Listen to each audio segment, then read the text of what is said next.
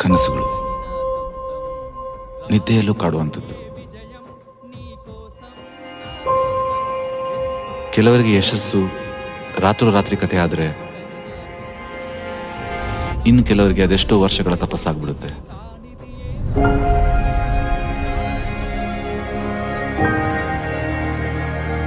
ಆದರೆ ನಿಮ್ಮ ಕನಸು ನನ್ಸಾಗಿ ಸಾಗರ ಸೇರಿದಾಗ ಅದರಲ್ಲೇ ಖುಷಿಪಟ್ಟು ತೇಲಾಡಬೇಕಾ, ಅಥವಾ ಆ ಸಾಗರದಲ್ಲಿ ಈಜೋ ಸಿದ್ಧತೆ ಶುರು ಮಾಡಬೇಕಾ? ಕನಸಿನ ಪ್ರಪಂಚದಲ್ಲಿ ಈಜ್ತಾ ಈಜ್ತಾ ಹಾರೋಕ್ಕೂ ರೆಕ್ಕೆ ಕಟ್ಟೋದಿದೆ.